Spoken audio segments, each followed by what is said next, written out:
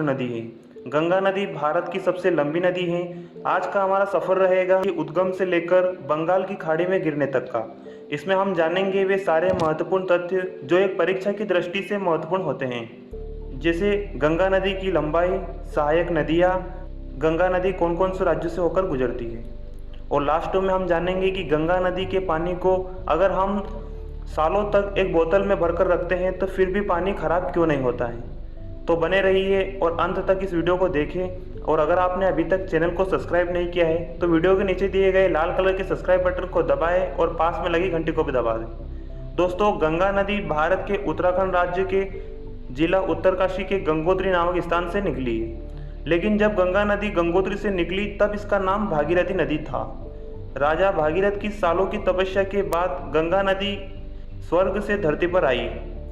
देवप्रयाग में आकर यह गंगा नदी के नाम से जानी जाने लगी।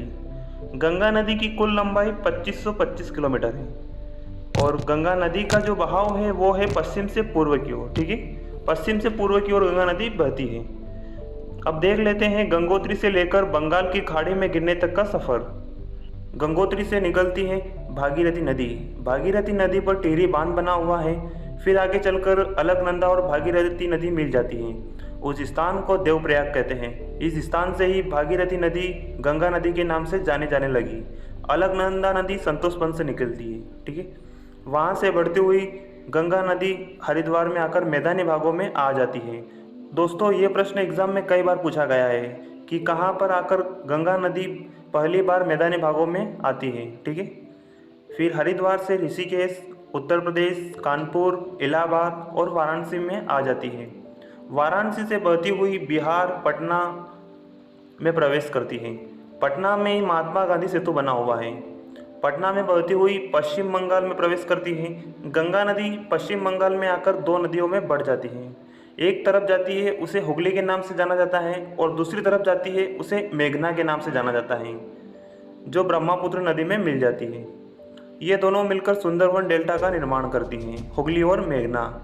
आगे बढ़ते हैं। भारत का सबसे बड़ा डेल्टा सुंदरवन का डेल्टा, जो कि पश्चिम बंगाल में गंगा नदी बनाती है। सुंदरवन का डेल्टा पश्चिम बंगाल और बांग्लादेश के बीच में है और लास्ट में मेघना नदी बंगाल की खाड़ी में गिर जाती है। गंगा नदी की सहायक नदियाँ कौन कौन सी है? अलकनंदा, भागीरथी, रामगंगा, यमुना, गोमती, घाघरा, गंडक, कोसी, सोन, वरुणा, महानंदा और टोंस। ये हो गई गंगा नदी की सहायक नदियाँ। अब गंगा नदी के किनारे बसे शहर हरिद्वार, कानपुर, इलाहाबाद, कोलकाता, पटना, भागलपुर, वाराणसी आदि कुल 7 शहर हैं। दोस्तों, अगर आप इसे नोट करना चाहते हैं तो नोट कर सकते हैं। ठीक है, गंगा नदी पर 2 बांध बने हुए हैं। पहला है फरक्का बांध, दूसरा है कचहरी बांध। सन 2008 में गंगा नदी को राष्ट्रीय नदी का दर्जा दिया गया। चलिए अब देख लेते हैं इसके कुछ महत्वपूर्ण पॉइंट। पहला पॉइंट है गंगा नदी 5 राज्यों से होकर गुजरती है: उत्तराखंड, उत्तर प्रदेश, बिहार, झारखंड और पश्चिम बंगाल।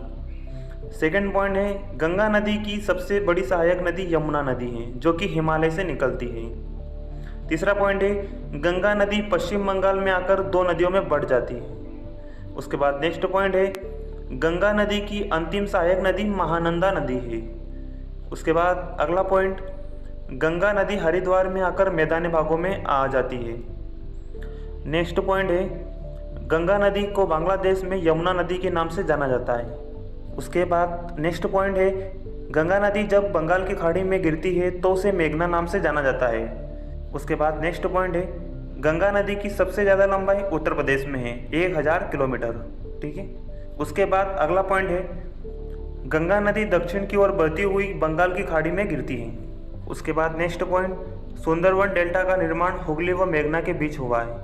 आगे बढ़ते हैं। सुंदरवन डेल्टा के निकट कोलकाता का बंदरगाह है, जिसे पूर्व का लंदन कहते हैं। चलिए अब जान लेते हैं सबसे इम्पोर्टेंट प्रमुख 5 प्रयाग।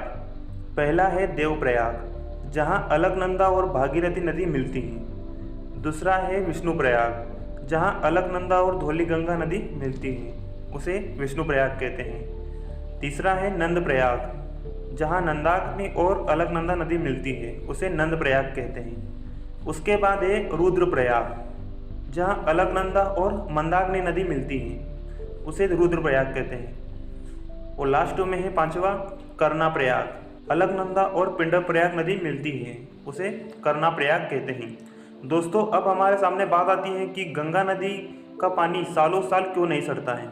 क्योंकि गंगा नदी के पानी में बैक्टीरियो नामक जीवाणु होते हैं, इसलिए आप गंगा जल को रखते हैं तो वह खराब नहीं होता है। दोस्तों आज के लिए इतना ही। आप मुझे कमेंट करके बताएं कि ये वीडियो आपको कैसा लगा। अगर ये वीडियो आपको पसंद आया हो तो इसे लाइक, शेयर और चैनल को सब्सक्राइब कर लें और पास में लगी घंटी को भी दबा दें। मिलते हैं अगले नए वीडियो